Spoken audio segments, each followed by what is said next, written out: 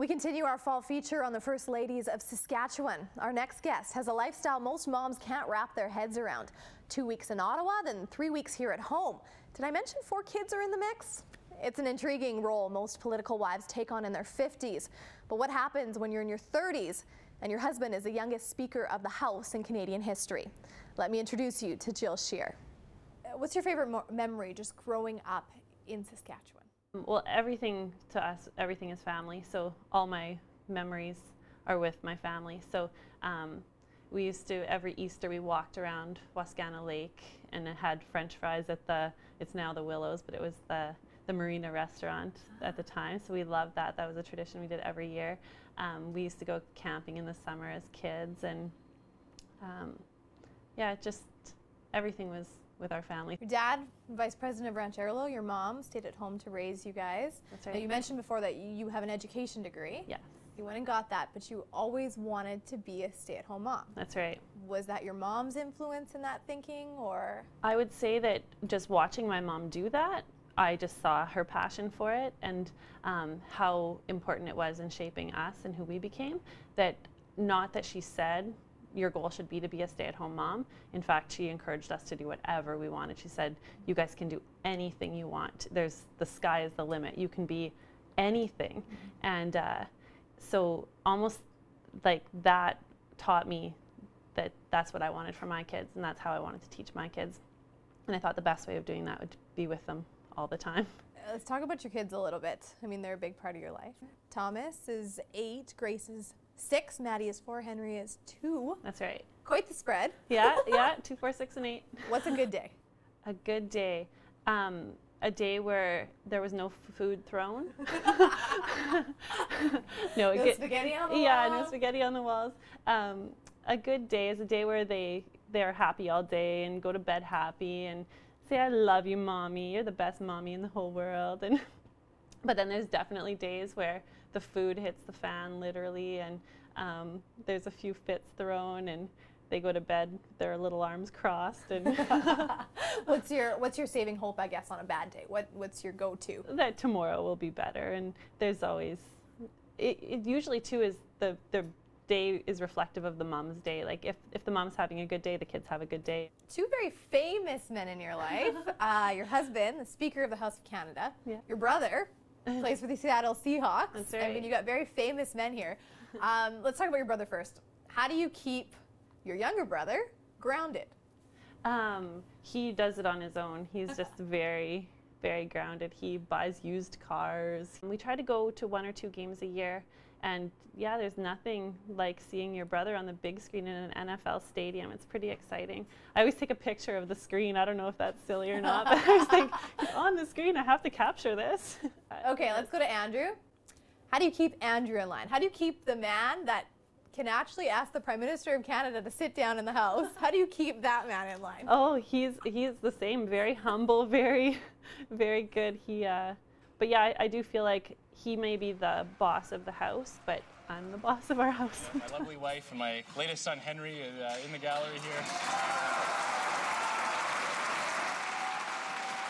How does parenting work with the 2 of you? How do your roles work? I'm always the soft one. He can play bad cop a little bit sometimes. I think he has a louder voice. That booming, better be asleep up there when I come up. Yeah. It goes over better than when it's me saying it. Where did you guys meet? What's the story? He's not from Saskatchewan. My friend called me one night and said, you're supposed to call Dave's friend Andrew. And I hung up the phone from the first conversation with him, and I said, well, I know who I'm going to marry now. So, really? Yeah. What was it about that conversation? Everything he said, I was just like, are you reading this from somewhere? Like, you're my dream person. Jill, were you always political, or did Andrew make you that way, or maybe you're not? Absolutely not. When I first met Andrew, he explained to me the different levels of government. I didn't know. He told me about the different parties, and I still don't feel like I'm as political as some of the other political spouses. They'll call and they'll be like, there's a vote today on Bill C, whatever. And I'm like, oh, cool. Like, I don't even know what that bill is. Until they interrupt Treehouse to bring us this special message, I'm not going to be able to keep up with everything that's going on, but I try. The position of Speaker affords your family a certain lifestyle, which is probably even different than an MP, and a life of opportunities. What are the benefits, and maybe along with that, also the liabilities that come into play for your family? Right. Well, the benefits are definitely the people that we've met along the way. I get to meet with ambassadors' spouses, and when we travel, we meet all people from across the world. And then in terms of liabilities, well, we used to always live with the threat of an election, and even with the majorities, there's an election coming, and we always sort of have that in the backs of our mind. I think too, there's just a stress that comes with being in the public eye, and just that fear of slipping up or making an error in judgment or that type of thing. And even just being in the grocery store and thinking, do the people around know that my kid who's throwing a temper tantrum in the cereal aisle, do you know who I am? I hope not. How would they describe politics? The blue guys versus the orange guys versus the red guys. And that's, they have the colors down. Yeah, they have the colors down. And there's one green guy. They know that. There's a green guy. So the process is starting. Yeah. You consider yourself a bit of a hypochondriac. I am. How so? I just stopped watching Grey's Anatomy. It's that bad? Yes. I always think, I'll be like, the other day I was like, I have a weird lump on my calf. And I'm like getting Andrew to feel it, and he's like, that's just a muscle. And I'll be like, what's this? What's this? He's like, that's a freckle. Have you always been like that, or is that something in the last couple of years? When my dad got sick and passed so quickly, I think it was something that stuck with me. We all had sort of different consequences of his illness and his passing, and for me it was that. I have my fabulous 5 questions for you. I know you're a book lover. Yeah. If there was one book that you just could read over and over and over, what would it be? I like all the Sophie Kinsella books. That's like the shopaholic books, okay, and like really, really light reads. At the end of a day, I'm just barely hanging in, so light reads. If you could only choose one store to max out your credit card on, what would that store be? Gymboree. Gymboree? Really? Kids store. I love shopping for my kids. That's one of my hobbies actually, is to dress my kids. They've always got the matching hair bow, and they've always got the matching shoes, and I love dressing my kids. It's actually probably my biggest hobby. And what is the style? Is it more like little kids in suits, or is it cutesy little girl stuff like ladybugs and flowers? I try to keep them young.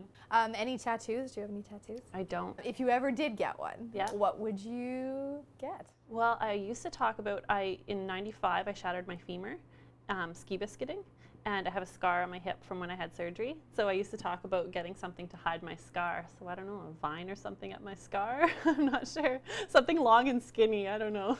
A snake or something. That's not what most people go with, but I like that answer. What's a song on your iPod or in your car that people might be surprised by? Maybe you're embarrassed by a little bit, but you love it. Yeah, probably. I listen to country, which Andrew is not a fan of country. I always put on the station on the TV while I'm cleaning, and it's got the country music blaring, and Andrew always walks in, turns it off, and then says, "How are you?" It's the first thing he does when he walks in. But I really like the Zac Brown Band, Chicken Fry. It's a good song that I run to. Now we're gonna have to go check it out. And you're a runner. Yeah. That's one of the things that you do away from your kids. Yeah, I try to run 5 kilometers a day and around the neighborhood, and we're at the Y. And how do you do that with 4 kids? I wake up early. My sister picks me up at 6 and we go to the Y. What are the ththings that you just do for you? I like to take a trip a year with my sister just to get away, do some shopping and girl time. We're very close, my sister and I, yeah. We each have 4 kids, and we are neighbors, so we trade our kids back and forth. So the other thing that we do is we call it Freedom Thursday, and we alternate Thursdays, and each of us takes all of the kids every other Thursday. So it's either Freedom or Lockdown Thursday, right. One of the Except two. It was funny because when we initially planned it, we just thought it was going to be this thing where like you would just look forward to your Freedom Thursday, and then we started to look forward to having all 8 kids because it's so fun, and it's so, kids love each other, and they each have a match close to their age of the same gender, and it's so fun to have all 8 kids, so we ended up looking forward to that as much as the day off.